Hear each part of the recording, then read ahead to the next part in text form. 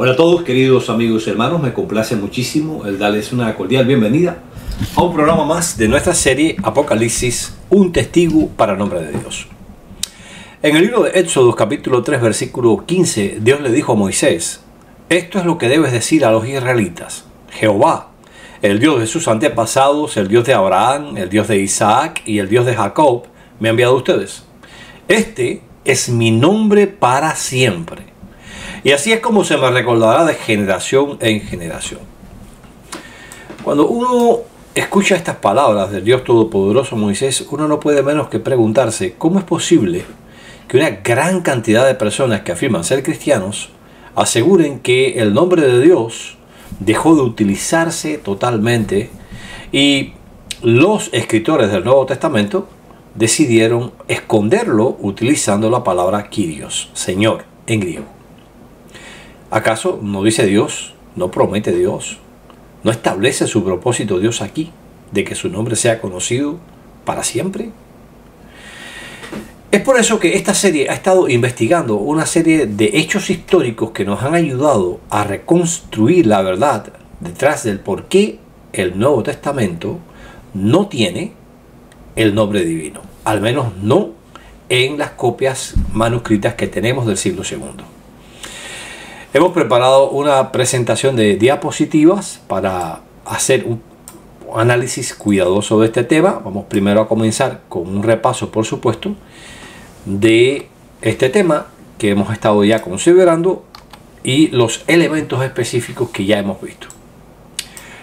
El tema es: investigando la historia del nombre de Dios, dejó de usarse el nombre de Dios antes de la venida de Cristo, y esta es la parte 2 dentro de estos videos. Es la parte 2 de este tema en particular. Bueno, recordamos a todos que, como hemos dado énfasis en muchísimas ocasiones ya en este canal, es esencial entender que la historia es como un rompecabezas, donde cada pieza tiene que tener su lugar apropiado, o la reconstrucción que estamos realizando carece de valor histórico. Por eso es que nosotros vamos examinando pieza por pieza para ver si el rompecabezas llega a estar armoniosamente armado. Hasta el momento hemos visto que sí. ¿Cuáles son las piezas que hemos visto? Bueno, consideramos la evidencia en uno de los primeros videos sobre Apocalipsis, donde se puede ver claramente, a través de todo este libro, la importancia del nombre de Dios para el Dios Todopoderoso y el hecho de que criaturas celestiales lo utilizaron audiblemente. Por tanto, prueba clara de que no solamente estuvo allí, sino que está en la forma contraída ya. Después, en otro video, estuvimos considerando el tema de la Septuaginta. Pudimos ver cómo antes del año 150, año 200 antes de Cristo, tenemos una serie de manuscritos de la Septuaginta que tienen el nombre divino dentro del texto griego.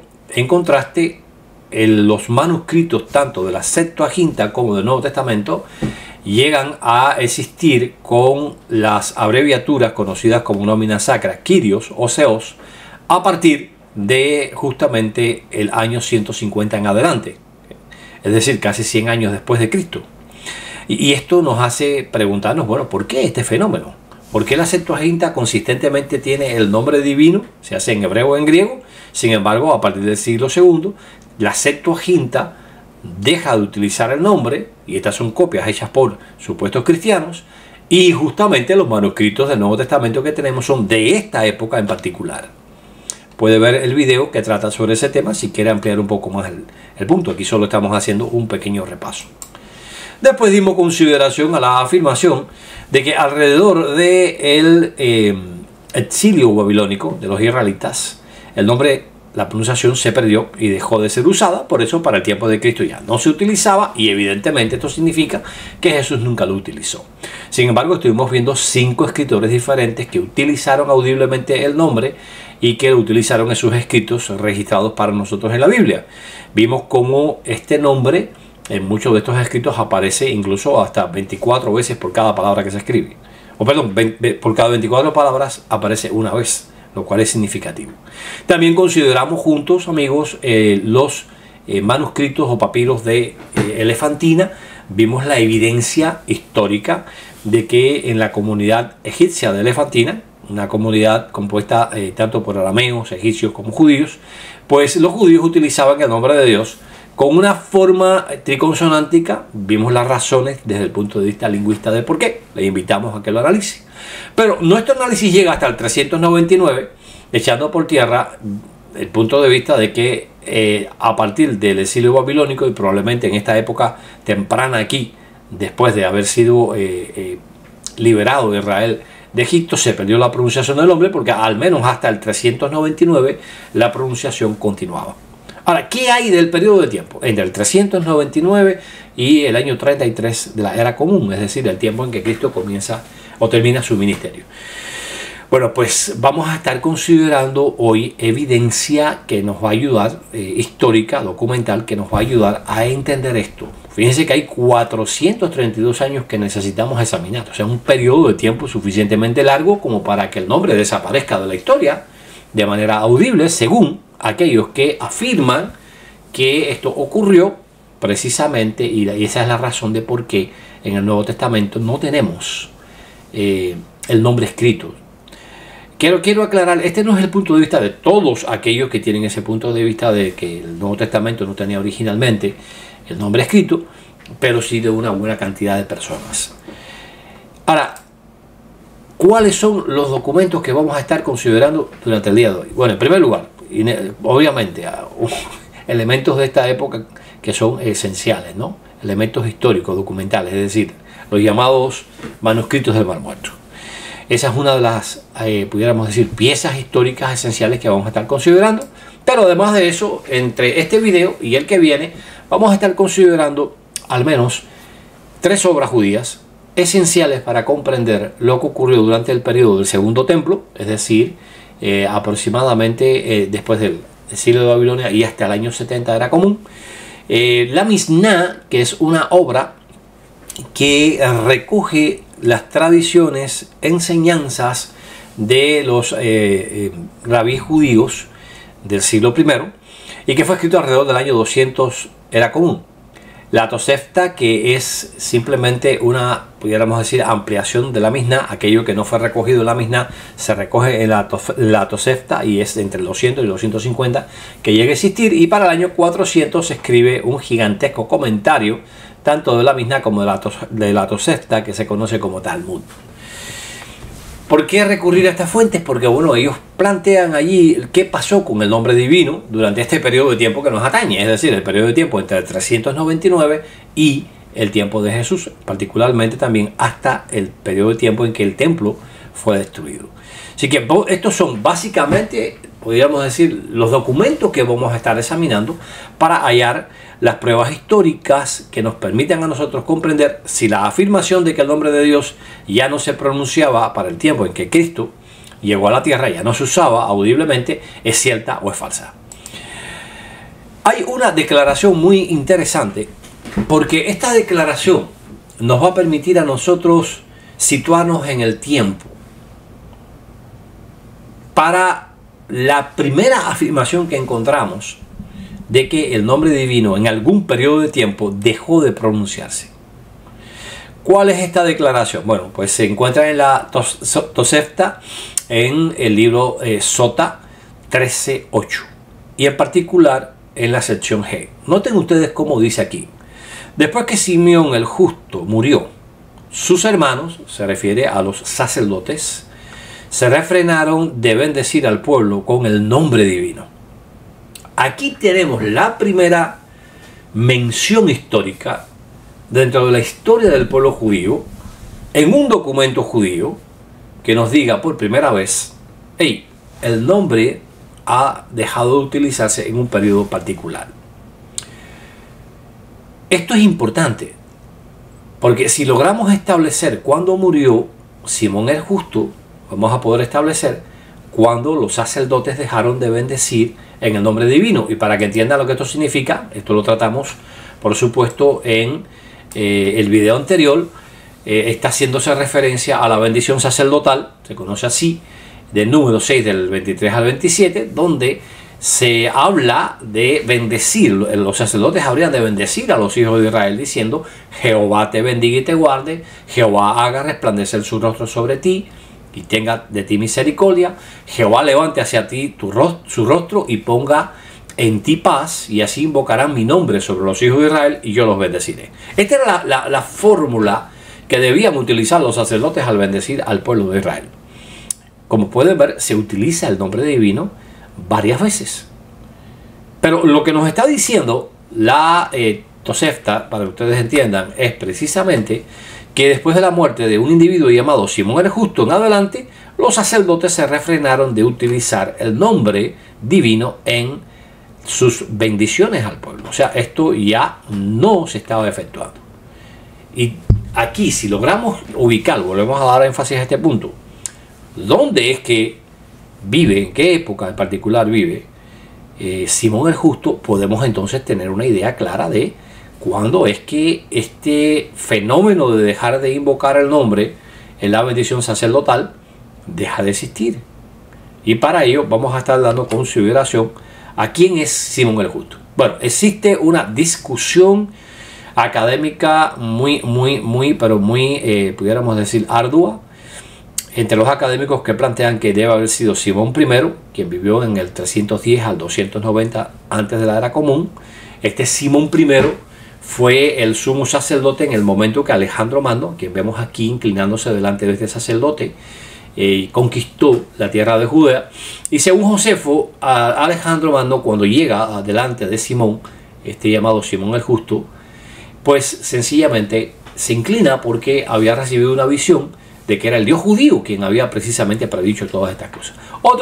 En otros pasajes se plantea de que Simón le muestra los pasajes de las Escrituras en el libro de Daniel, que hace una descripción de las conquistas de Alejandro Magno, y que esto fue lo que hizo que Alejandro Magno no destruyera Jerusalén como había estado haciendo con otras ciudades. Lo cierto es que se hace de una forma u otra, no tenemos forma de saber con exactitud cuál es la realidad. Lo cierto es que Jerusalén no fue destruida por Alejandro y se le dio un estatus de bastante libertad religiosa. Esto significaría, para que ustedes entiendan, que Simón habría de estar viviendo alrededor de este periodo de tiempo, es decir, un poco antes de la escritura de la Septuaginta en el 250 aproximadamente, es decir, estamos hablando del 310 más o menos por acá.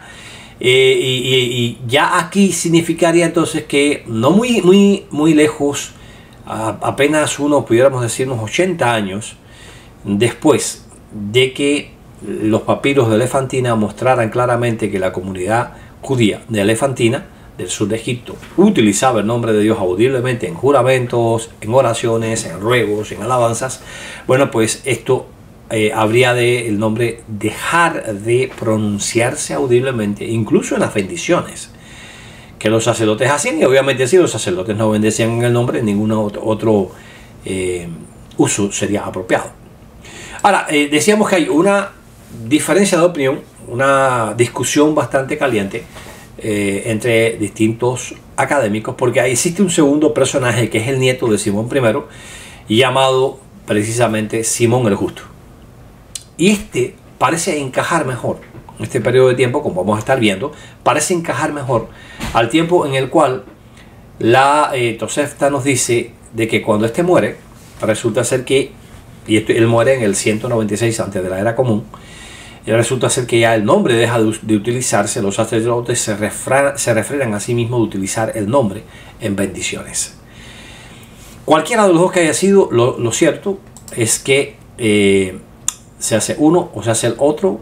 Fíjense ustedes que el nombre dejaría de utilizarse audiblemente en las bendiciones sacerdotales al pueblo, algo tan importante, pues antes de que Cristo viniera a la tierra. Y esto explicaría por qué entonces, dicen algunos, pues sencillamente Jesús no usó el nombre y Dios no hizo que los escritores del Nuevo Testamento utilizaran el nombre.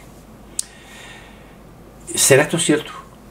¿Será que al hacer una evaluación de los hechos históricos que corresponden a este periodo de tiempo se están perdiendo de algo?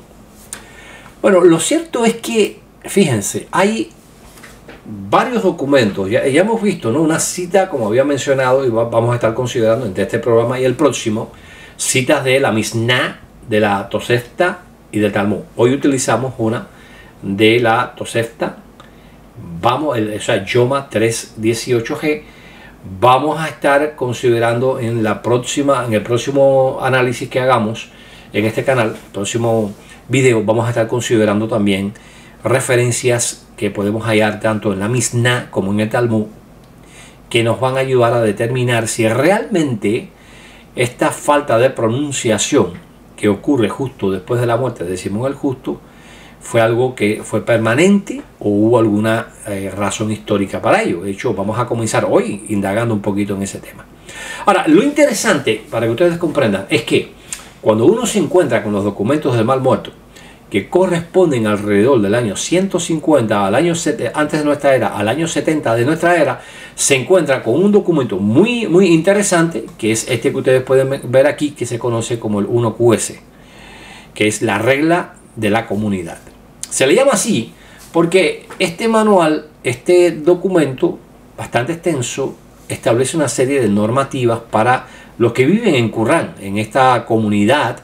Algunos plantean que son esenios, otros plantean que no son esenios, que son una secta muy particular del judaísmo, pero que son normativas que ellos tienen que obedecer. Y aquí abajo, esta normativa que aparece acá, justamente en esta columna, la número 627, resulta ser que menciona que cualquiera que diga una palabra, davar, aquí, y aquí dice Veshen, o sea, en el nombre más santo debe de ser removido. Interesante, porque nos está diciendo, según este documento, aparentemente, que ya para el tiempo en que la comunidad del Qurán comienza a tener una serie de normativas internas, comienza al parecer su existencia, al menos desde el punto de vista documental es lo que podemos tener, ¿no? Quizás comenzó un poquito antes esta comunidad al 150, no tenemos realmente forma de saberlo porque los documentos, volvemos a decir que tenemos, son de 150, aunque según tengo referencias hay una inteligencia artificial llamada Enoch que acaba de fechar algunos de estos documentos, inclusive un poquito más antiguos que lo que la crítica textual establecía hasta el momento. El análisis paleográfico, es decir, de la escritura, establecía hasta el momento. Aquí pueden ver cada uno de los manuscritos que vamos a estar citando. Ustedes pueden simplemente seguir el link y van a poder entonces analizar el manuscrito si ustedes quieren hacer su propio análisis o verlo en línea, ¿no? Por curiosidad, pues ahí lo pueden hacer. Ahora, en este mismo documento hay una cita directa de la Biblia. Porque fíjense, aquí se habla de no decir una palabra, es decir, algo audible, Beshen, es decir, en el nombre, y se está hablando del nombre más honrado, más honorable de todos, es decir, el tetragramaton. Pero es interesante que este documento cita de Isaías 43, que es el texto que ustedes recordarán que dice, una voz que clama en el desierto, preparen el camino a Jehová. Y noten ustedes que en la sección donde debería estar el tetragramaton, no está el tetragramaton, sino que lo que aparece son 4 puntos. Esto se conoce en la comunidad académica como tetrapunto. Es decir, ¿qué cosa es el tetrapunto o tetrapunta? Son simplemente 4 puntos que sustituyen el nombre divino, y es muy interesante porque tenemos alrededor de 10 diferentes documentos que se encontraron allí en la comunidad del Corán que tienen el mismo fenómeno, que el nombre divino simplemente lo sustituyen por este llamado tetrapunta. Y esto coincide con lo que acabamos de analizar en la Tosefta Yoma 13:8, donde se nos dice que después de la muerte de Simón el Justo, los sacerdotes dejaron de utilizar el nombre en las bendiciones sacerdotales. ¿Por qué? Porque aquí podemos ver que incluso hasta en la escritura, al parecer, la comunidad del Corán deja de utilizar el nombre.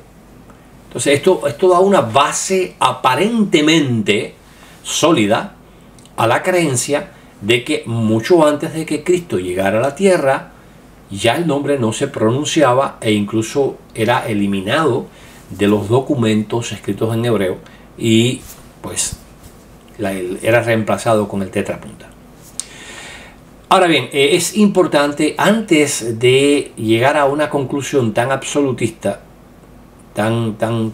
pudiéramos decir, contraria al punto de vista que expresa el libro de Éxodo, capítulo 3, versículo 15, que menciona que el nombre de Dios habría de durar para siempre, pues tenemos necesidad de examinar todas las pruebas históricas, todos los elementos históricos, sin apresurarnos en nuestro análisis. Noten aquí, tenemos otro documento, el 4Q116, que ustedes pueden ver acá. Es precisamente, tiene lo que se conoce como el tetrapunta. Noten ustedes acá, aquí lo tiene también.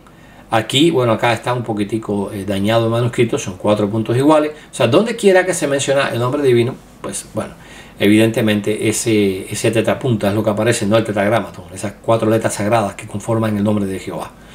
Aquí tienen los manuscritos que fueron encontrados con este fenómeno. Aquí tienen el 1QS, el llamado manuscrito de la regla de la comunidad. Ya vimos ya que este manuscrito aparentemente indica que no se podía pronunciar el nombre audiblemente. Hay una discusión también académica sobre esto. No vamos a tratar eso hoy porque envuelve mucho análisis filológico y sintáctico que no vamos a realizar hoy, porque tenemos que más bien considerar las pruebas que están relacionadas ahora mismo con todo el periodo, no con un manuscrito en particular. Pero quizás en un futuro hagamos un programa muy particularmente sobre el 1QS, que nos amplíe un poquitico el horizonte sobre qué pudo haber detrás de esto.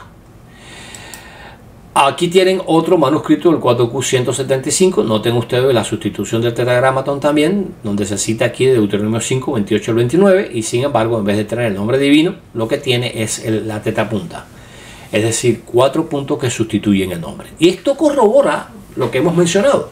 Es decir, que efectivamente hay manuscritos, unos 10 manuscritos, dentro de la comunidad del Qur'án, de los manuscritos que sobrevivieron en estas cuevas, que parecen darle veracidad a la Tosefta cuando dice de que después de la muerte de Simón el Justo en adelante, los sacerdotes se refrenaron de pronunciar el nombre en sus bendiciones sacerdotales. Y algunos dicen, bueno, pues si en las bendiciones que eran tan importantes no se usaba, obviamente menos podía utilizarse en saludos, en contratos, en juramentos, etc.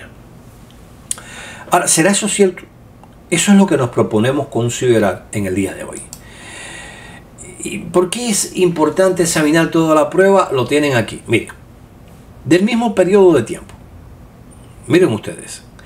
Un comentario a el libro de Habacuc de la misma comunidad judía que se encontraba en el Corán contiene el tetragramaton, como lo pueden ver aquí. Yo lo amplié un poco más acá para que lo puedan ver. Noten ustedes la Yod, la G, la Baf y la G, el nombre divino sin ser sustituido. Y el verso que se está citando aquí es: ay de mí, ¿a quién y qué responderá a mi reprensión? Y me responderá Jehová. O sea, aquí el nombre divino, citándose justamente del libro de Habacuc, pues está diciendo, está mencionando, está siendo mencionado por alguien que está haciendo un comentario del libro. Y esto hace que uno se pregunte, bueno, pero ¿en qué quedamos? No que no se podía utilizar el nombre, no que en este documento el 1QS era normativo, inclusive ni siquiera utilizarlo de manera escrita. ¿Cómo es posible que otros escribas, sin embargo, de la misma comunidad, sí utilizan el nombre, y no solamente lo utilizan, sino que lo escriben en caracteres para ellos tremendamente sagrados, que es el llamado palo hebreo o hebreo temprano? O sea, son los caracteres más antiguos. Noten ustedes aquí los caracteres de hebreo cuadrado o arameo cuadrado, también como se le conoce, y noten ustedes acá como el nombre, sin embargo, destaca por utilizar no lo que son las letras cuadradas arameas o hebreas, sino más bien el hebreo más antiguo. Aquí les muestro otro ejemplo, está un poquito ilegible acá, que es el 4Q60, que está, o sea, que el texto que aparece es: y Jehová, las palabras de tu boca y todo tu plan o maquinación devolverás sobre, refiriéndose a que Dios retornaría en contra del enemigo del individuo cualquier maquinación o plan contrario a él. Noten ustedes, aquí les sigo poniendo en cada uno de los manuscritos, tomen nota de eso, el vínculo para que ustedes lo puedan examinar personalmente. Y como está un poco ilegible aquí, yo también descargué la infografía, es decir, pudiéramos decir la fotografía ultravioleta, que hace un alto contraste entre el fondo sin color y el carbón que compone la letra. Y noten ustedes acá la Job, la Hei, la Baf y la Hei, es decir, el nombre de Jehová. Entonces uno encuentra aquí un panorama muy interesante, porque son manuscritos que se encuentran dentro de la misma comunidad en el mismo periodo de tiempo, es decir, entre el 150 y el 70 era común, y sin embargo sí utilizan el nombre. Y esto nos lleva a preguntarnos por qué, qué está pasando aquí. Y para eso entonces tenemos que examinar todos los manuscritos, y aquí yo les hice una gráfica de tiempo muy interesante. Hablamos que hay 10 manuscritos con el tetrapunta, es decir, con esta sustitución del nombre divino por 4 puntos. Noten ustedes que los más antiguos comienzan en el 150 antes de la era común. Aquí noten ustedes la división antes de nuestra era o era común y la era común propiamente. Aquí tenemos el ministerio de Cristo. Y lo interesante, si ustedes ven acá, yo les pongo una leyenda, manuscritos con el tetragramaton. Primero van a notar, la primera franja que aparece aquí, amigos, es manuscritos hebreos y griegos, es decir, de la Septuaginta con el tetragramaton. Aparecen en todo ese periodo de tiempo. Es decir, desde el 250 aproximadamente con el FUAT 266 hasta el año 70 encontramos manuscritos, tanto hebreos como de la Septuaginta, bíblicos. O sea, estamos hablando ya de libros de la Biblia que tienen el tetragramaton. Pero lo interesante es que tenemos 10 manuscritos que hacen cita de los libros de la Biblia. Algunos de ellos son meramente fragmentos. Yo aquí agrupé, cuando varios manuscritos compartían el mismo periodo de tiempo, yo los agrupé en una sola barra. Por eso tenemos 1, 2, 3, 4, 5, 6, 7, 8, 9 y 10. Nótenlo aquí. 10 manuscritos con el tetrapunta. Pero noten, todos ellos son anteriores a la venida de Cristo. No son del siglo I. Y tenemos que los más antiguos son precisamente el 4Q391 y el 4Q176. Y están alrededor del año 150. Ojo con esta fecha. Téngala muy presente, porque unos 17 años comienza algo que justifica el por qué es que este fenómeno de los tetrapuntas ocurre. Pero si se dan cuenta, en el mismo periodo de tiempo en que estos manuscritos, estos 10 manuscritos, de los cuales han llegado hasta nosotros solamente fragmentos, en el caso de la mayoría, tienen el tetrapunta, tenemos que hay manuscritos con el nuevo, o sea, el nombre de Dios, tanto en palo hebreo como en hebreo cuadrado o arameo cuadrado. Pero lo interesante de esto, para que ustedes entiendan, es que son manuscritos no bíblicos. O sea, estos de aquí arriba todos son bíblicos, cualquier libro de las escrituras. Sin embargo, acá estos manuscritos son comentarios, obras de referencia, historia. En el caso de uno de ellos inclusive es pudiéramos decir, un reescribir el libro de Primera y Segunda de los Reyes, es decir, tomar el volver a escribir los relatos, pero de una manera más libre. Y lo interesante es que todos estos manuscritos, como ustedes pueden ver, todos estos contienen el nombre de Dios. Y esto es en el año 150 era común.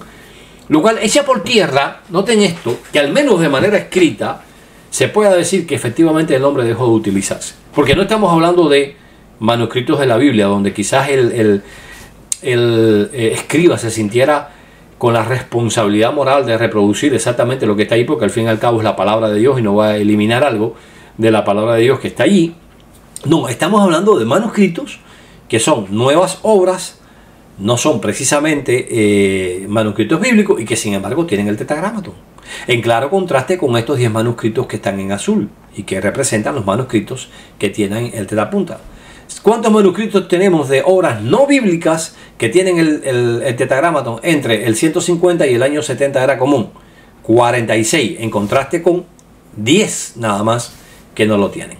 Lo cual nos muestra una inmensa superioridad, 4 veces, noten esto, 4.5 veces la cantidad de manuscritos no bíblicos, hacemos énfasis de nuevo en ello, que tienen el Tetragrámaton en contraste con esta cuarta parte de los que no lo tienen. Ahora, lo interesante es que una vez, para que ustedes entiendan, que entramos acá a nuestra era, al tiempo en que Cristo, al parecer, ya está vivo, no tenemos ningún manuscrito con el tetrapunta, y todos los manuscritos que encontramos ahí en el Corán, todos, absolutamente todos, contienen el Tetragrámaton. Lo cual nos muestra que en el tiempo de Cristo, desde el punto de vista de la escritura, tanto de manuscritos bíblicos, tanto en hebreo como en griego, como de manuscritos no bíblicos de la comunidad del Corán, el Tetragrámaton sí se utilizaba. Y esto ahora nos crea a nosotros un dilema. ¿Por qué estos manuscritos parecen afirmar, parecen mostrar que efectivamente lo que dice la Tosefta, de que después de la muerte de Simón el Justo, alrededor de 190, si tomamos como referencia, que es lo que más sentido tiene? De hecho, algunos comentaristas de la Tosefta han dicho, bueno, esto parece ser que se refiere a Simón, el que vivió al mismo tiempo que Ben Sirá, aquel que escribió el libro de la sabiduría, o eclesiástico, como quizás ustedes lo conozcan, un libro apócrifo del segundo canon, ¿no? O deuterocanónico, según los católicos. Y lo interesante es que alrededor de este tiempo, 196 que él muere, entonces deja de utilizarse el nombre, pero, y aquí tienen un asunto muy importante, tenemos documentos que prueban de que efectivamente el nombre era sustituido en algunos manuscritos por 4 puntos. Y eso abre una tremenda interrogación. Antes de pasar esa interrogación, estos manuscritos que ven aquí, no se sabe en realidad cuándo fueron escritos. No se tiene un elemento definitorio desde el punto de vista paleográfico, que yo sepa tampoco desde el punto de vista de radiocarbono 14, que nos diga, bueno, esto fue escrito más para acá o más para allá. Por eso yo lo puse entre signos de interrogación, porque no tengo una noción clara de qué fue lo que pasó, mientras que acá tenemos una certidumbre bastante buena del periodo de tiempo en que pudo haber sido escrito cada uno de estos manuscritos, pero por eso que ustedes lo pueden ver aquí, para que tengan el cuadro completo, ¿no? Ahora, volviendo a la interrogante, ¿cuál es la interrogante? ¿Qué pasó? ¿Por qué tenemos, dentro de un mismo periodo de tiempo, que el tetrapunta fue utilizado en manuscritos muy antiguos, 150 antes de nuestra era? Es decir, justamente, noten ustedes, justamente al momento en el que parece que comienza la comunidad del Corán, la comunidad del mal muerto judía, que se aísla del resto. Algunos dicen que pueden haber sido los llamados Hasidín, de eso vamos a estar hablando la próxima semana, por el próximo programa. Pero lo interesante es que parece corroborar lo que dice la Tosefta acerca del no uso. Pero entonces después te encuentras con un cuadro completamente diferente en la medida que te vas acercando al tiempo de Cristo. Y esto a veces ha hecho que algunos estudiosos digan, ¿qué está pasando aquí, no? Porque, por supuesto, no toman en consideración el cuadro histórico de los momentos. ¿A qué me refiero? Bueno, pues me refiero a lo que sucede precisamente en este periodo de tiempo con, pudiéramos decir, los llamados reyes helenistas o reyes griegos. Bueno, me disculpan, tuve que ir a calmar un poco el perrito mío porque estaba nada más que ladrar. El problema es que llegó ahora mismo el hijo mío del trabajo. Bueno, les decía que este periodo de tiempo es importantísimo porque corresponde justamente con lo que la Tosefta nos dice y con el cuadro que inicialmente parece mostrar los documentos del mal muerto con estos 10 manuscritos con el tetrapunta. Y vamos a utilizar para introducir este periodo histórico de aproximadamente el 167 antes de nuestra era, es decir, pudiéramos decir que unos 20 y tantos años después de la muerte de Simón el Justo, si tomamos a este segundo Simón del Justo, que fue el que reedificó el templo, o mejor dicho, restauró, hizo el trabajo de restauración del templo, que vimos anteriormente, que era el nieto de Simón el Justo, aquel que se vio con Alejandro Magno, según Josefo. Pues nos va a permitir introducir este periodo justamente esta obra, Hebrew Union College Annual. Y vamos a ver un artículo que aparece en su edición de 1950, que se titula El nombre de Dios, un estudio en la teología rabínica. Y este estudio que se realiza, lo realiza Samuel S. Cohen, es un individuo que es un académico muy bien versado en lo que tiene que ver con la teología judía de la época.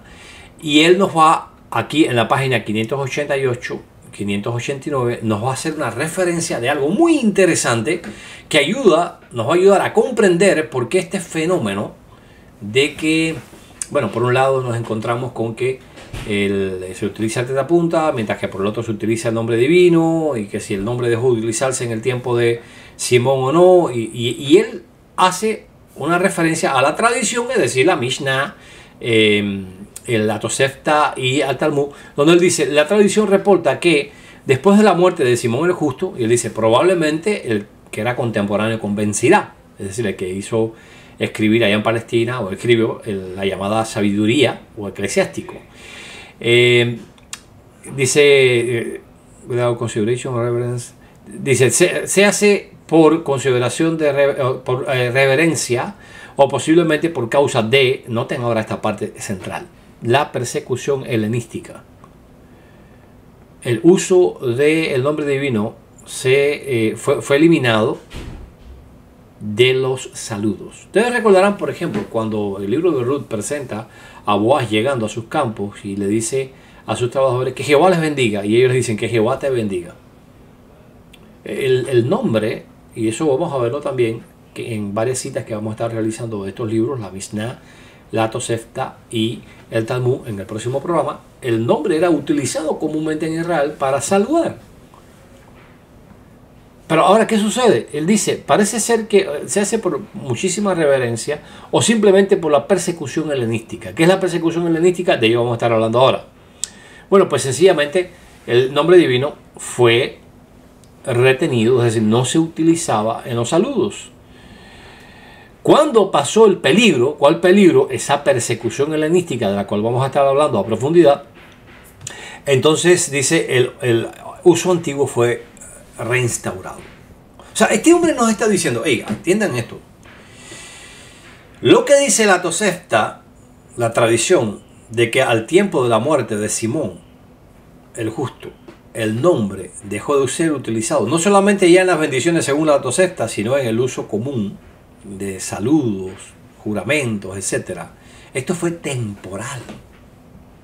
Y todo parece indicar que fue el resultado de una persecución que los reyes griegos que dominaban Palestina, después, mucho tiempo después, por supuesto, de Alejandro Magno, es decir, muchísimas décadas después, pues establecen una persecución contra los judíos y entonces, bueno, pues la gente dejó de utilizar el nombre audiblemente en público. Dice, se nos ha informado además que a fin de hacer una helenización de los judíos, los gobernantes griegos prohibieron que ellos mencionaran el nombre de Dios, es decir, Shem Shamayim, es el nombre de los cielos en hebreo, es lo que significa esa expresión, en documentos. Ok, fíjense. Incluso en documentos escritos, el nombre no se podía utilizar. Y esto empieza a arrojar luz al cuadro que nos estamos encontrando en los documentos del Mar Muerto. Porque son documentos que no, aunque tiene el nombre divino, o sea, se está citando de las escrituras, una cita como cuando se cita Isaías 43 o Deuteronomio 5, 28 y 29, que el nombre divino está ahí en el texto de la Biblia, pero cuando el escriba lo escribe, él no pone el nombre divino. Él pone 4 puntos, pero es porque, según dice aquí, los gobernantes griegos, y eso vamos a hablar un poquito más a fondo ahora, prohíben la mención del nombre divino en documentos. Ahora dice, siguiendo la victoria macabea, la práctica antigua fue restaurada. ¿Quiénes son los macabeos? Una familia judía que se levanta en armas, de eso vamos a hablar un poquito más ahora en los próximos minutos, en contra del dominio griego de Antíoco Epifanes, el infame Antíoco Epifanes, y esta familia vence con un sacrificio tremendo, porque varios miembros de ellos perdieron la vida en su lucha por la liberación de Israel de esta bestia que fue Antíoco Epifanes, y me disculpan la expresión, pero la verdad que el hombre fue un hombre tremendamente inicuo. Y entonces cuando ellos vencen, la práctica antigua de utilizar el nombre en saludos y la práctica antigua de utilizar el nombre en documentos es restablecida. Y aquí entonces entramos en un detalle muy interesante. ¿Por qué de repente encontramos con que en la mayor parte de los documentos de el periodo posterior a este, de la persecución helenística nos encontramos con documentos no bíblicos que tienen el nombre divino. Mientras que justo acercándonos hacia ese periodo de tiempo en el cual se persigue a los judíos cruelmente y se prohíbe la mención del nombre, ahí encontramos estos documentos cercanos a esta época, unos 17 años después. Encontramos estos documentos con el Tetapunta. ¿Y qué lo explica? La persecución. Claro, para poder entender esto necesitamos ver las obras, los documentos de la época y del siglo I que mencionan esta persecución.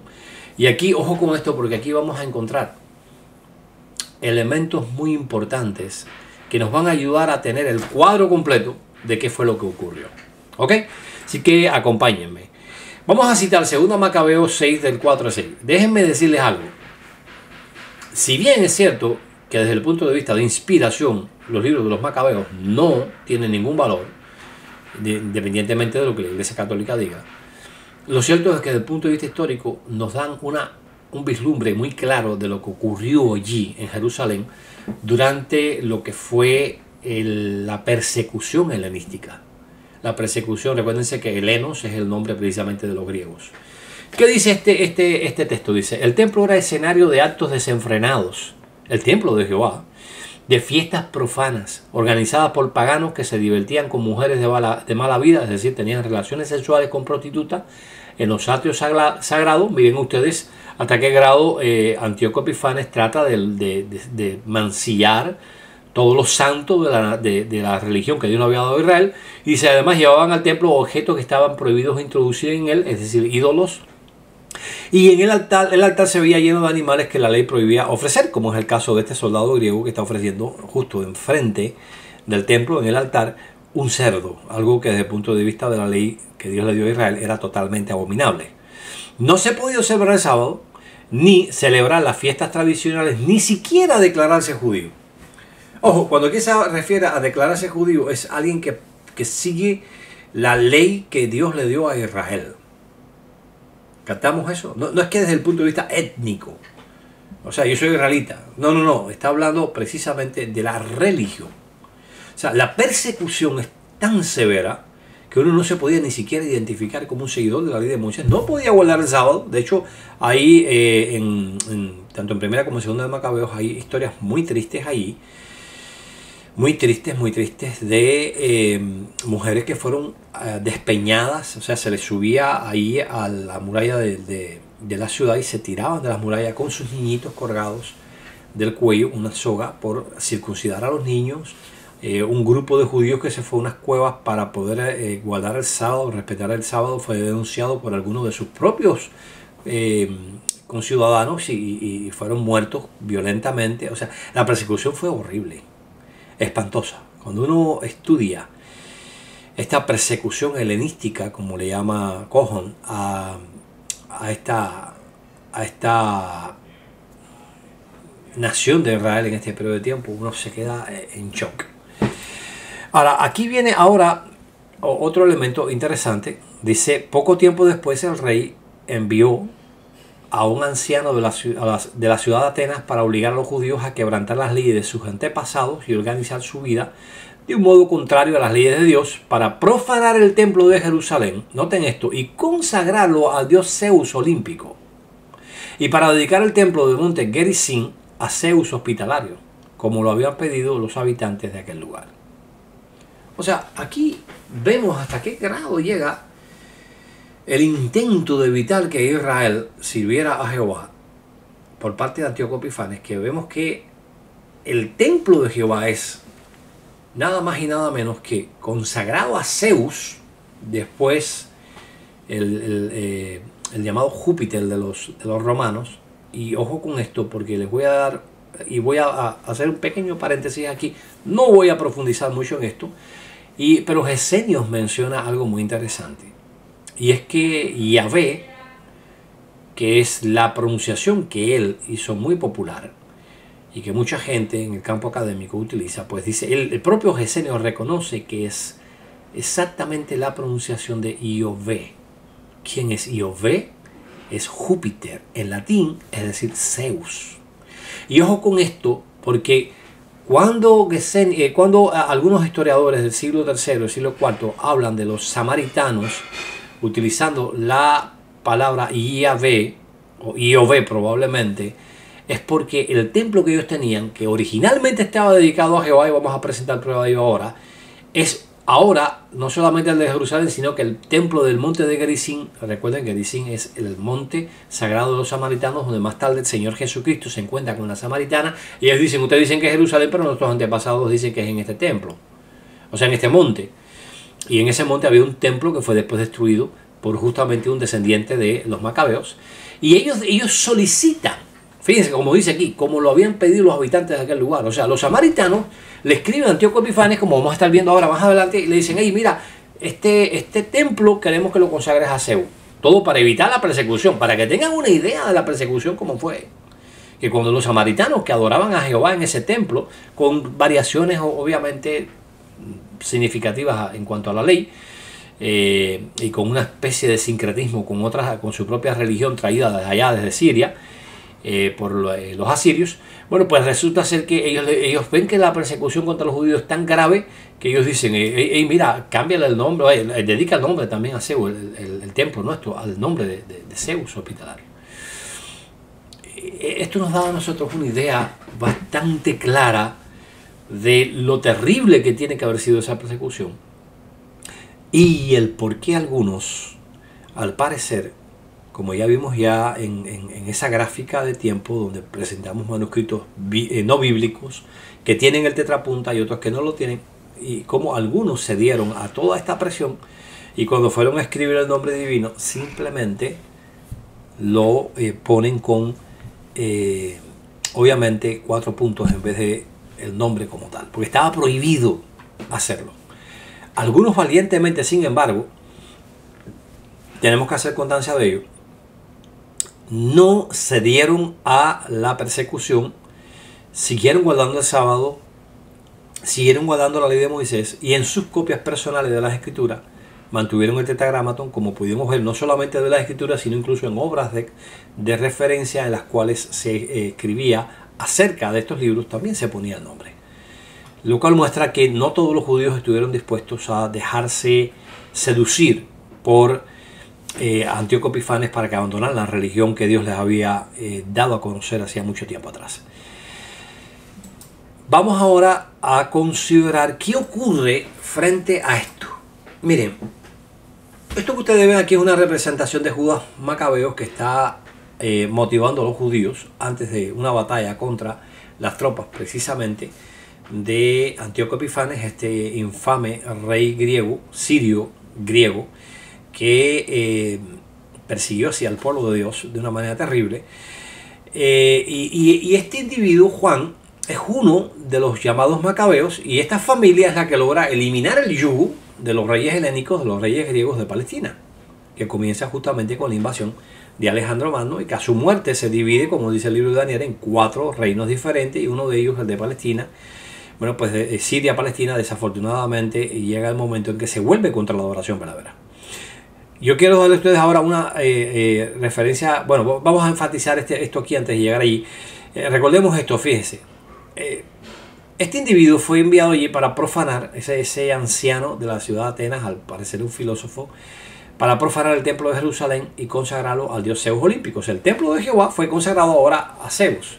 Y para dedicar el templo del monte Gerizim a Zeus hospitalario, como lo habían pedido los habitantes de este lugar. Esto que ven aquí es los fundamentos del templo del monte Gerizim, que fue destruido por Juan Hircano, descendiente de los asmoneos, es decir, de los macabeos, alrededor de 128 antes de la era común. Destruye por completo el templo, el templo de Jerusalén, como vamos a ver ahora, es restaurada la adoración de Jehová. De hecho, la Hanukkah, que hoy los judíos celebran, es precisamente en conmemoración a este limpiamiento del templo, esa eliminación de la idolatría dentro del templo y la restauración y purificación del mismo, como un centro de adoración pura a Jehová.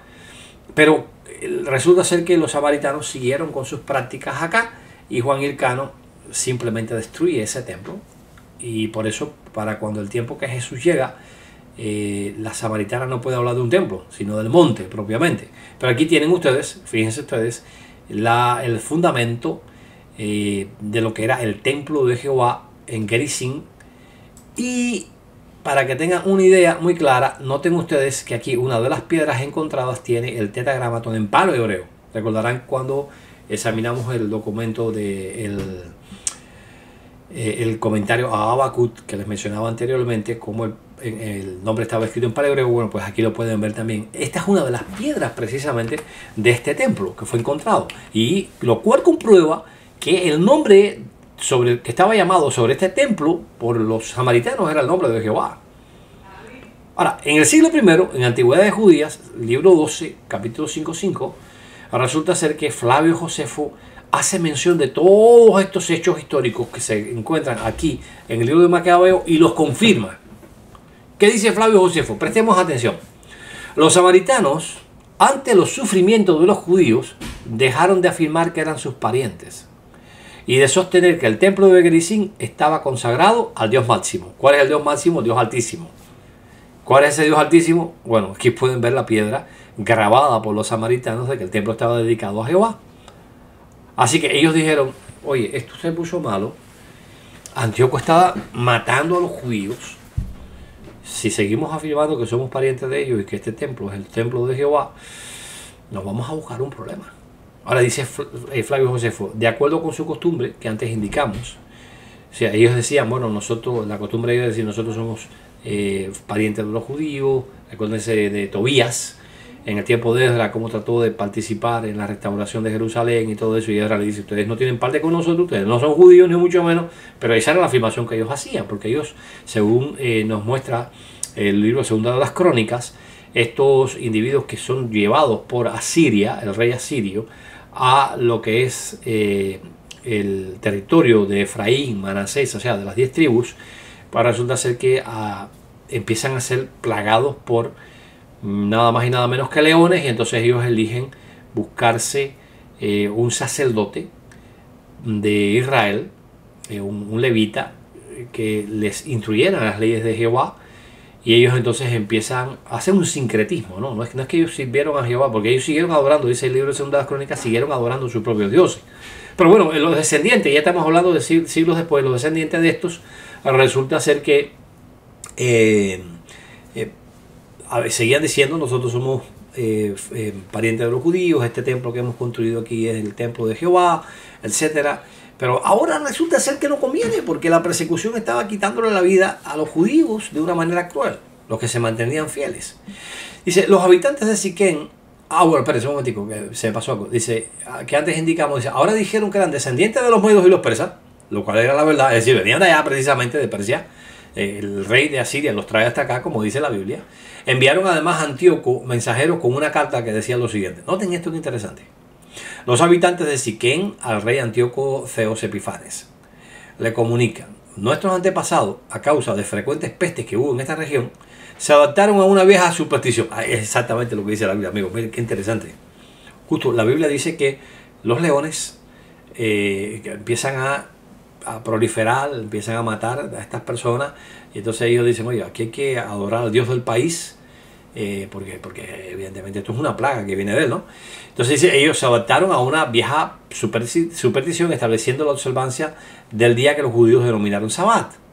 Elevaron en el monte Gerizim un templo, ahora miren esto, que no dedicaron a nadie y en el cual ofrecieron sacrificio. Bueno, efectivamente se han encontrado una gran cantidad de huesos en la excavación arqueológica del monte de Gerizim, que indican que allí hubieron sacrificios, tal como dice Flavio Josefo. Dice, puesto que te ha parecido bien proceder con los judíos tal como exige su maldad, o sea, lo que estás haciendo con los judíos, magnífico. Es lo que vean el odio que existe entre los samaritanos y los judíos, no en tiempo de Cristo, no, mucho tiempo antes. Puesto que te ha parecido bien proceder con los judíos tal como exige su maldad, los servidores reales, es decir, nosotros, creyendo, o bueno, no nosotros, sino los servidores del rey, refiriéndose a los gobernantes en nombre del rey, creyendo que nosotros a causa del parentesco hacemos lo mismo, nos castigan por los mismos crímenes, a pesar de que nosotros somos sidonios de raza, lo que consta en los anales públicos. Se dice, oye, mira, váyanse a los anales públicos para que vean que nosotros fuimos traídos por allá, por el rey de Asiria acá, y que nos adaptamos a esto. O sea, esto corrobora históricamente lo que Segunda de las Crónicas nos dice sobre este periodo de tiempo y muestra la veracidad histórica de la Biblia sobre este periodo de tiempo. Por tanto, te pedimos a ti, benefactor y salvador, que ordenes a Apolonio, comandante de la región, y a Nicanor, procurador de los negocios reales, que no nos molesten, acusándonos de los mismos crímenes que cometen los judíos, pues nosotros somos tan distintos de ellos en costumbres y raza. Y en cuanto al templo, noten esto, que no figura bajo nombre ninguno que sea dedicado a Júpiter heleno. Una vez hecho esto, estaremos libres de molestia, consagrados a nuestra labor, podremos pagarte tributos mayores. O sea, la cobardía de estas personas es tal. Claro, hay que entender que la brutalidad con que Antíoco Epifanes trató al pueblo judío en este periodo de tiempo fue terrible. Pero esto nos muestra, fue tal la brutalidad, que cuando ellos vieron, o sea, los samaritanos vieron esto y dijeron, oye, mira, vamos a decir que el templo no está dedicado a nadie, a pesar de que, como pueden ver aquí, estaba dedicado a Jehová. Y esto corrobora lo que habíamos dicho, recordarán ustedes, vamos a verlo aquí un momentico de nuevo, lo que habíamos dicho acá. Fíjense, este hombre fue enviado, ese anciano, para profanar el templo de Jerusalén y consagrarlo al dios Zeus olímpico, y para dedicar el templo del monte Gerizim a Zeus hospitalario, como lo habían pedido los habitantes de ese lugar. Y eso corresponde bien con lo que nos dice Flavio Josefo en el siglo I, diciendo que estos habían pedido que se consagrara el templo a Júpiter. ¿Y quién es este Júpiter? ¿Quién es este Zeus? Pues nada más y nada menos que Yahvé. Y ahora nos encontramos con que, creo que es en el siglo III, si no me equivoco, un escritor patrístico dice, bueno, los judíos le llaman Yah, el nombre no, del dios judío, Yah, mientras que los samaritanos le llaman Yahvé. A ver, mi amigo, para que entienda de dónde viene Yahvé. Yahvé, Yahvé. ¿Quiénes eran quienes pronunciaban Yahvé? Nada más y nada menos que los samaritanos. Pero ¿cuál es? O sea, el templo de Jehová se consagra a qué Dios, como consecuencia de la persecución de Antíoco Epifanes, justamente a Yahvé. A ver, entiéndase esto. Claro, inicialmente no es Yahvé. Hay que entender que no es hasta el año 63 que se toma, o sea, los romanos toman Palestina, que ahora los judíos no van a utilizar Zeus como nombre para el dios a quien estaba consagrado el monte de Gerizim en ese momento, sino que van a utilizar Yahvé. Y esto es muy interesante porque nos muestra que al menos una sección del pueblo samaritano continuó con esa pronunciación, aunque al parecer hubo una sección de ese mismo pueblo cuya esperanza genuina de un Mesías estaba puesto en el Mesías que habría de venir a favor de Israel. Pero esto nos da a nosotros un cuadro más preciso de la época que estábamos viendo ahorita, porque fíjense que esto ocurre alrededor del 167 y el primer documento que nos encontramos del Mar Muerto, de la comunidad del Mar Muerto, es del 150, 17 años después, con el tetrapunta puesto ahí. Y esto, mis amigos, nos hace ver claramente que ya podemos entender por qué se dejó de utilizar el nombre. Porque hubo una prohibición, no por parte de los judíos, sino por parte de los griegos, so pena de muerte. Ahora, queremos hacer un pequeño resumen, y por eso yo la gráfica de tiempo, si se dan cuenta, la incrementé año por año, de lo que fueron las guerras macabeas. En el 167, Antíoco Epifanes pues manda a hacer toda esta atrocidad, y un sacerdote llamado Matatías, de la familia Asmonea, de ahí viene la palabra Asmoneo, mata a un judío que iba a hacer un sacrificio pagano. Y luego huye a las montañas con sus 5 hijos. Comienza la guerra. Esto es en el 167. Es decir, 17 años antes del primer documento que nos encontramos en la comunidad del Mar Muerto con el tetrapunta. ¿Qué sucede? Durante este periodo de tiempo, bueno, durante todo ese periodo de persecución de los judíos, pronunciación y uso legal del nombre de Dios prohibida. O sea, no se podía utilizar el nombre divino. Estaba totalmente prohibido por el rey Antíoco Epifanes. Ahora, lo interesante, para que ustedes entiendan, es que cuando Matatías muere, Judas Macabeo, este que yo les mostré anteriormente, recreado por supuesto por la inteligencia artificial, arengando a sus tropas para ir a la batalla, pues reemplaza a su padre en el liderazgo justo en el año siguiente, porque Matatías muere. Interesantemente, en el 164, es decir, apenas unos 3 años después que comienza el levantamiento contra esta profanación de la adoración pura, se recupera Jerusalén y se purifica el templo. Y aquí surge la famosa fiesta de Hanukkah, la purificación. En el 160, Judas muere, al parecer en batalla, y le reemplaza a su hermano Jonatán. Por eso decimos que esta familia, si bien después, bueno, pues conquistan el poder, ¿no? Y fueron pudiéramos decir, la dinastía que gobernó hasta el año 63 antes de nuestra era, cuando los romanos conquistan Judea, pues lo cierto es que tuvieron que pagar con la muerte de algunos de sus miembros de la familia para lograr la ansiada libertad y restauración de la adoración pura en Jerusalén. Pero noten ustedes, ahora sucede lo siguiente, ¿no? Allá en el 152, para que ustedes entiendan, Jonatán ahora se le reconoce como sumo sacerdote en Jerusalén. Y los seleucidas, es decir, estos reyes griegos, ya no era Antíoco Epifanes, bueno, pues le dicen, oye, mira, te vamos a reconocer como sumo sacerdote si tú simplemente ¿cómo se llama esto? Te apoyas nuestro reinado. Y Jonatán transige con ello. Ahora bien, todavía fíjense ustedes que hay persecución y la pronunciación y el uso legal del nombre está prohibida todavía. En el 142, Jonatán es asesinado en una emboscada y le reemplaza a Simón. Y aquí entra un detalle interesante. ¿Por qué? Porque en este caso ahora vamos a encontrarnos con que justamente los documentos judíos de la época, o que describen la época, mencionan que ahora que los asmoneos han derrotado, Simón derrota a los reyes griegos, los reyes helénicos, ahora sucede algo interesante con el nombre. Hasta ese momento el nombre no se podía pronunciar, el nombre no se podía usar en contratos, pero ahora pasa algo que cambia totalmente el panorama. Y aquí tenemos el Talmud. En la sesión Rosh Hashanah 18b. Aquí hablando, se está discutiendo si se podía hacer ayuno o no. Algunos judíos, para el tiempo que se está escribiendo el Talmud en el siglo IV, o siglo III, perdón, mencionan que bueno, que sí, que no se podía ya hacer ayuno. Pero entonces este hombre dice, bueno, mira, el rabí, o sea, el maestro judío, Ahabe Huna, del siglo II, levantó una objeción en contra de la afirmación de que no se podía hacer fiestas y no se podían hacer también ayunos.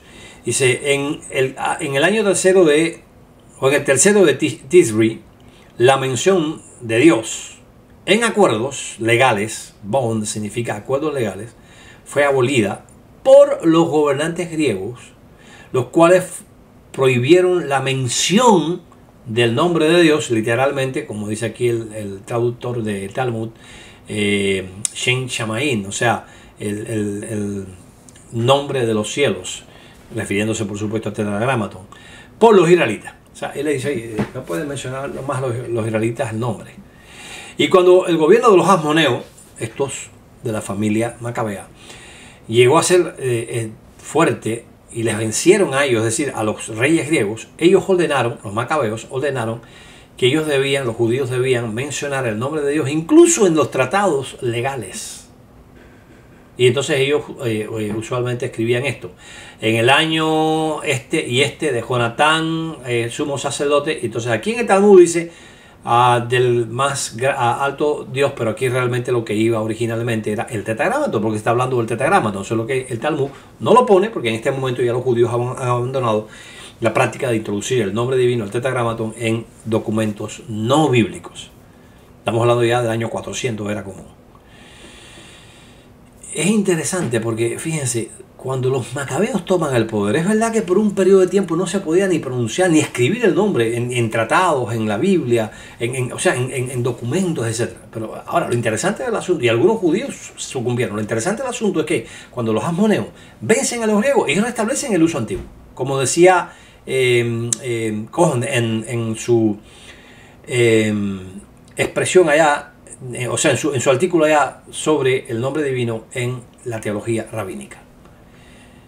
Y esto ahora nos abre los ojos al hecho de que evidentemente todo el fenómeno que vimos, en donde súbitamente encontramos manuscritos que tienen el tetrapunta, pero rodeados de... Tienes manuscritos de la misma época que sí tienen el nombre divino, los judíos que se mantuvieron fieles, pero de repente cesa la producción de estos manuscritos. Evidentemente eran copias que se realizaban porque los más tardíos, es decir, los que están más cerca de Cristo, son copias de los originales, no los originales propiamente. Es posible que, ahorita vamos a verlo, los más cercanos al 167, año 150, hayan sido originales, las obras originales, no copias, aunque bien pudieron ser copias, ¿no? Ya introduciéndose por supuesto la práctica de no utilizar el nombre divino, sino utilizar el tetrapunta. Y vemos entonces que, sin embargo, hay un momento en que esto se detiene y ya la mayor parte de los manuscritos que vamos encontrando hasta el año 1 antes de nuestra era son con el nombre, y en el tiempo de Cristo todos ellos son con el nombre. O sea, esta prohibición de Antíoco Epifanes, esta guerra abierta contra la adoración de Jehová en Israel por parte de este rey inicuo, pues evidentemente es la causa por la cual, dice la Tosefta, que los sacerdotes incluso no podían pronunciar el nombre en sus bendiciones. Esto es importante entenderlo. Pero ¿qué sucede? ¿Esto fue permanente de modo que cuando Cristo llegó ya no se pronunciaba? No. Cuando los asmoneos, los macabeos, vencen a los reyes griegos, restablecen la mención del nombre divino, incluso en contratos escritos. Hay una cosa que les quiero mencionar. En estos contratos escritos, los fariseos piden que no se ponga el nombre, y fíjense, aquí lo dice claramente, dice, cuando los sabios, aquí son los fariseos, oyeron de esto, ellos dijeron, mañana ese hombre que firmó el contrato de una deuda, pagará su deuda, y el contrato será arrojado a un basurero, y entonces ellos detuvieron esta práctica y hicieron de este día un día festivo. O sea, lo que se prohíbe aquí no es la pronunciación del nombre, como vamos a estar viendo en el próximo programa. Tanto la Misná como la Tosefta como el Talmud mencionan que los fariseos utilizaban audiblemente el nombre. Lo vamos a ver. Sorpresivo como parezca, porque uno conoce a los fariseos a partir del Nuevo Testamento y no parecen utilizar el nombre. Sin embargo, sorpresivo como parezca, ellos sí usaban el nombre. Y vamos a ver en qué contexto lo hacían. Y vamos a ver que obras judías mencionan esto. O sea, a lo que ellos se oponen no es al uso del nombre, sino a que el nombre estuviera en un contrato. Porque yo les voy a poner un ejemplo. Usted y yo hacemos un contrato. Le debo a usted $200. Bueno, hablando de moneda actual, ¿no? Y esos $200 yo se los tengo que pagar en un periodo de 6 meses.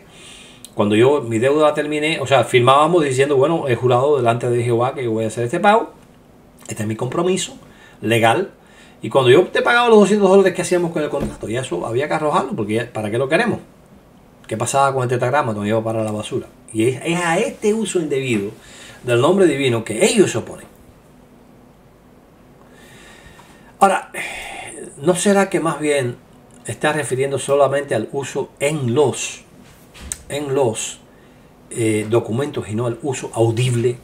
Bueno, yo hice un análisis de la oración hebrea que aparece ahí en el Talmud que acabamos de citar. Y acá tienen primero en la primera línea, por supuesto, el texto hebreo vocalizado. Después viene un análisis morfológico con una traducción abajo. Y vamos a leer la traducción palabra por palabra para que vean lo que nos dice, porque es muy interesante. Y está explicado allí, es decir, donde en los escritos judíos, que decretó que decretó el reino de Grecia, que hay un constructo, por supuesto, un decreto contra los judíos. ¿Cuál era este decreto? Que no mencionar, este es un verbo que está en infinitivo en hebreo, recuerden, estoy traduciendo lo más literalmente posible, el nombre de los cielos de su boca. O sea, lo que está diciendo aquí el Talmud no es que se prohibió solamente usarlo en los documentos, no. los judíos tenían prohibido utilizar el nombre con su boca. Aquí, noten ustedes, fíjense qué interesante. Dice al pihen, o sea, desde o procedente de su boca. ¿Qué cosa? Shen Shamayim, es decir, el nombre de los cielos, es decir, el tetragrámato. No solamente no se permitía utilizar los documentos, sino que se les prohibió pronunciarlo. Y a eso todo parece indicar que el acto Cefa, sin darnos mucho más explicación, por eso es que relaciona la falta de pronunciación, de bendición, mejor dicho, de los sacerdotes utilizando el nombre de Jehová, como el libro de número 6 dice, con el tiempo en que Simón muere, porque justamente Simón es reemplazado por un sacerdote corrupto llamado Jason.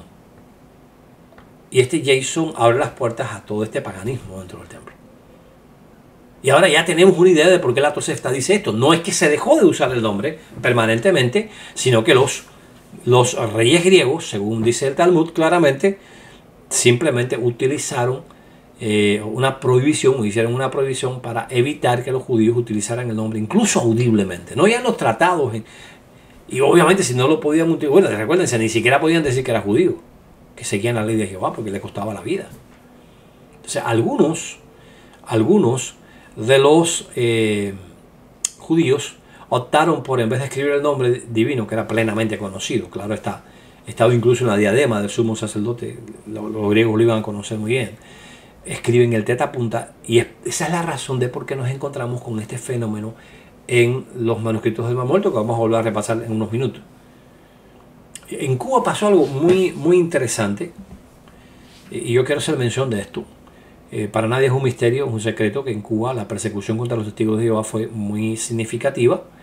El gobierno, frente a nuestra postura de que nosotros no vamos a la guerra, no participamos en servicio militar, etc., bueno, pues nos persiguió pensando que nosotros estábamos en contra del gobierno.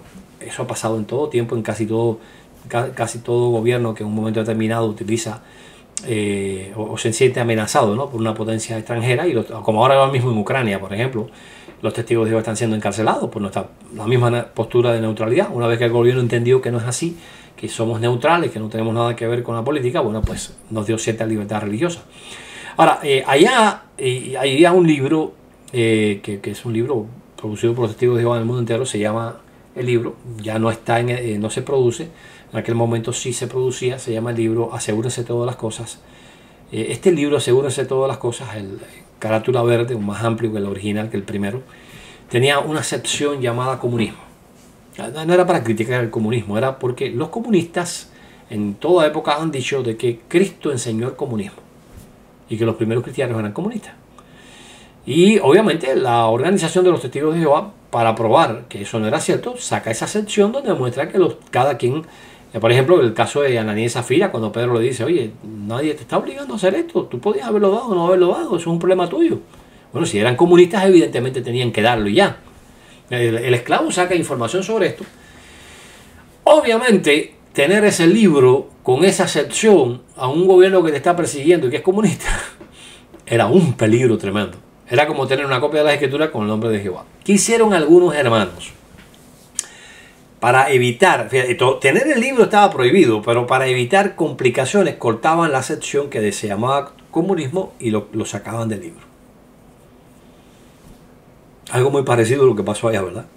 Que los judíos que seguían amando a Jehová, pero que sentían que podía haber un problema muy grave si ellos quitaban los punticos, o sea, ponían, el nombre de Dios ahí en vez de los punticos que ellos utilizaban, pues pusieron, cuando ellos llegaban ahí, ellos sabían en su corazón de quién estaba hablando. Fue una estrategia de supervivencia, no necesariamente pudiera decirse que con una intención mala. Y lo mismo nuestros hermanos, no lo hicieron por algo malo. Claro, hay una diferencia entre una sección de un libro moderno de los testigos de Jehová y una palabra tan sagrada como es el tetragrámaton, ¿no?, el nombre divino de la Biblia. Pero les explico esto para que ustedes entiendan que en tiempos de persecución a veces se siguen estas estrategias. Y por eso es que, de hecho, yo tengo la copia que me regalaron unos amigos antedices de Cuba, que conservaba esa sección y que todavía conserva la sección. Para que ustedes me entiendan. O sea, yo no he cortado jamás el libro Deme un minuto para ver si yo lo localizo, porque no tenía planificado mostrárselo, pero si es posible vamos a ver si lo encuentro.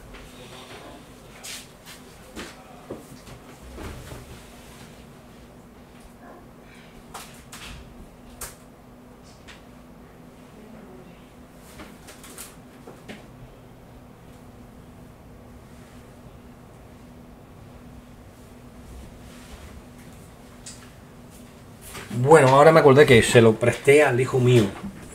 Para el próximo programa se los muestro, para que vean lo que les digo, ¿no? Entonces, todos estos detalles históricos fascinantes para mí, yo cuando hice mi investigación, cuando estábamos escribiendo el libro La traducción del Nuevo Mundo,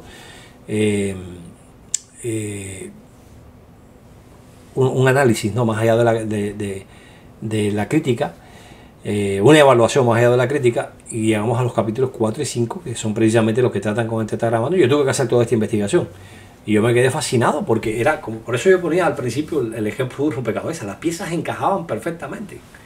Cuando leímos la Tosefta dijimos, ups, ¿cómo que el nombre dejó de utilizarse? Aquí tenemos un elemento judío, un documento judío del siglo II que nos dice que ya para el tiempo de Simón, 310, o en caso de Simón II, el 196, el nombre dejó de ser pronunciado incluso en algo tan sagrado como la bendición que los sacerdotes hacían al pueblo.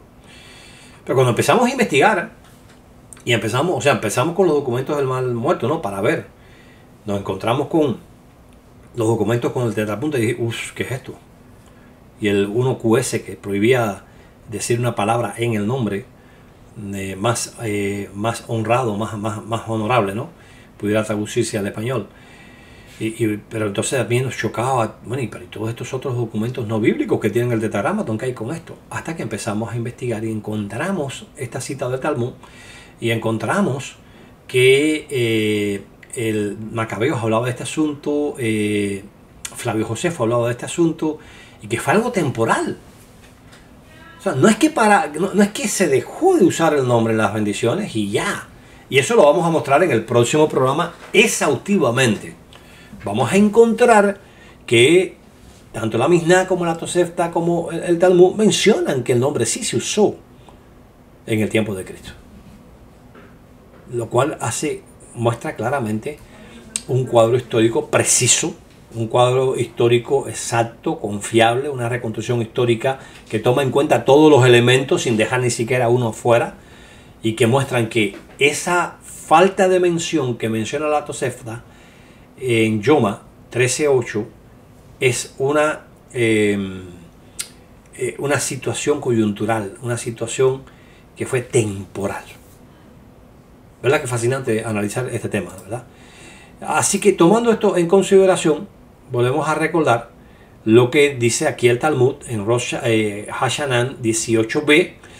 Dice, cuando los gobernantes de los ammoneos llegaron a ser fuertes y les vencieron, es decir, a los reyes griegos, ellos ordenaron que ellos deberían mencionar el nombre incluso en los tratados. Y ya vimos que esta mención es con la boca, no solamente en lo escrito, pero dice incluso. O sea, no solamente de manera audible, en saludos, juramentos, el uso diario de la vida, sino incluso cuando iban a hacer un tratado había que ponerlo. Bueno, los fariseos se pusieron y eso está bien, mira, tiene sentido. De hecho, es la razón de por qué existen las llamadas Genizá, que son cementerios, vamos a llamarle de alguna manera así, que eran utilizados por los judíos para enterrar sus documentos sagrados, porque el tetragramaton estaba ahí y obviamente desecharlos en la basura era para ellos impropio, porque el nombre divino estaba ahí. Y por eso es que los fariseos dicen, oye, un momentico, pero mira, si se ponen los tratados comerciales, en los documentos comerciales, ¿no?, en los acuerdos comerciales, el nombre lo van a echar a la basura cuando ese acuerdo se haya cancelado ya. Y esto va a traer deshonra al nombre divino. Entonces, tiene sentido, ¿no? Así que volvamos ahora sí con todos estos elementos, ¿no? Ya teniendo presente toda esta persecución, vamos a ver cómo el cuadro de incertidumbre y contradicción desaparece. 167, noten, 150, el primer documento, el 4Q391 y el 4Q176, los primeros documentos que aparecen en el tiempo con el tetrapunta. 17 años después. En el 167, al parecer, comienza esta persecución de Antíoco Epifanes. 17 años después, en el 150, recuérdese que antes de nuestra era se cuenta de mayor a menor. 17 años después nos encontramos con los primeros documentos que no ponen el nombre. ¿Por qué? Porque el nombre estaba prohibido, señores. Estaba prohibido incluso escribirlo en tratados, utilizarlo audiblemente, utilizarlo con la boca. Esto explica por qué algunos documentos de la comunidad del Mar Muerto tienen el tetrapunta en vez del tetragrámaton. Sin embargo, los judíos que se mantuvieron fieles no solamente copiaron las escrituras hebreas y la Septuaginta con el nombre, desafiando toda ley de los griegos, sino que tenemos documentos no bíblicos del mismo periodo de tiempo. Noten que el 4Q 379 fechado aproximadamente de 150 y el 4Q 216 de 130, porque ya para este periodo de tiempo, mis amigos, se recuerden que este parecer son copias, ¿ok? Que ya ahora sí tienen sustituido el nombre. Pero es en el 140, es decir, aproximadamente aquí, donde los macabeos vencen a los reyes, se elimina esta proscripción y entonces nos encontramos con que el 1QS se escribe o se reproduce, se hace una copia y obviamente la copia se hace conforme estaba escrita anteriormente, con los 4 puntos y el 4Q 462 y el 4Q 248 también son copias de documentos más antiguos que tienen el tetrapunta. Pero sin embargo ya esto se abandona por completo, entrada a la era cristiana, y todos los documentos que tenemos, en su mayoría, como pueden ver acá, 46 de ellos son con el nombre, más por supuesto, volvemos a hacer énfasis en ello, todos los documentos hebreos y griegos, es decir, tanto de la Septuaginta como de las escrituras hebreas, tienen el tetragrámaton. Es decir, no se dejó de usar el nombre, ni por escrito ni audiblemente. Y esto ahora tiene sentido cuando uno entiende que aquí, cerquitica de estos dos documentos, 17 años antes, la persecución brutal, atroz, que se lanza contra el pueblo de Israel, fue terrible. Hasta que en el año 140, 142, hay, o sea, en el 140, con más precisión, hay un vencimiento de los reyes griegos y ahora se hacen independientes hasta aproximadamente acá, el año 67, antes de nuestra era, donde los romanos los conquistan, entonces vuelven otra vez a perder su independencia. Pero notan ustedes por qué yo hacía referencia a la importancia del examen del periodo intertestamentario, es decir, entre el Antiguo Testamento y el Nuevo Testamento. La finalización de las escrituras hebreas, de escribirse las escrituras hebreas, y el comienzo de la era cristiana. Porque uno entiende muchas cosas que el Nuevo Testamento menciona solamente cuando uno comprende todo este escenario histórico. De hecho, yo estoy terminando de escribir la sección del libro El Ángel de Jehová, Juan 1.1 y Juan 20.28, un análisis a la luz del contexto semítico, en donde ya estoy tratando ahora la parte de Juan 1.1 y donde yo analizo el contexto teológico en el cual Juan escribe. Y es fascinante porque cuando uno toma presente ese contexto teológico, desaparece esa afirmación de que Juan está viendo a Cristo como el mismo Dios todopoderoso, sino más bien alguien que era divino, subordinado a Dios. Y de hecho por eso es que comienza no diciendo en el principio la palabra era Dios, sino en el principio la palabra existía, es decir, este mensajero de Dios. Bueno, perdone que me voy un poquito hacia... Pero es para que tengan una idea de por qué el contexto teológico-cultural de la época es tan importante examinarlo. Así que hasta donde hemos podido llegar aquí, mis queridos amigos, tenemos ahora que hemos avanzado desde el año 399, donde nos encontramos precisamente estos documentos de Elefantina, con la mención audible del nombre de Jehová, en juramentos, oraciones y súplicas. Con la característica de en vez de 4 letras solamente 3, ya vimos el porqué. Vimos que se hace que Simón I, el que recibió a Alejandro Magno, o Simón II, el que hizo las labores de reparación del templo, cualquiera de los dos que haya ocurrido, yo pienso que va a ser este de acá porque es el que más cerca se encuentra a la persecución de Antíoco. Y la Tosefta nos dice que es después de su muerte que se deja durante un periodo de tiempo de pronunciar el nombre incluso en las bendiciones sacerdotales, lo cual es claramente una indicación de que efectivamente en este periodo de tiempo, como bien menciona el Talmud, los reyes griegos prohibieron el uso tanto audible como escrito del nombre, lo cual nos ayuda a entender el por qué nos encontramos con disparidad en la manera en que se tratan ciertos documentos no bíblicos dentro de la comunidad del Corán, unas veces la mayor parte de ellas con el Tetragrámaton, felizmente, mientras que otras pequeñas partes, es decir, pudiéramos decir que el 10%, no el 10%, a ver, si tenemos 50, la quinta parte de los documentos que se encuentran no bíblicos, pues tienen el tetrapunta. Ahora, resulta ser que para cuando en el 140 los macabeos ganan la guerra, esta prohibición establecida alrededor del 167, es decir, que duró aproximadamente unos 27 años, desaparece por completo, y ya en el 150 volvemos a encontrar a los judíos que están pronunciando el nombre y utilizándolo en sus documentos de una manera, pudiéramos decir, cotidiana. Hemos avanzado, por tanto, del 399 al 150 a.C., de los 432 años que teníamos desde los documentos de Elefantina, hemos avanzado casi 250 años. ¿Qué hay del periodo de tiempo que nos falta? Del 150 acá, al tiempo de Jesús, año 30 al 33. ¿Qué nos dicen los documentos históricos de la época? Utilizaban los judíos el nombre divino en sus escrituras, en sus documentos no bíblicos, en el diario vivir, que nos dice la Misná, la Tosefta y el Talmud.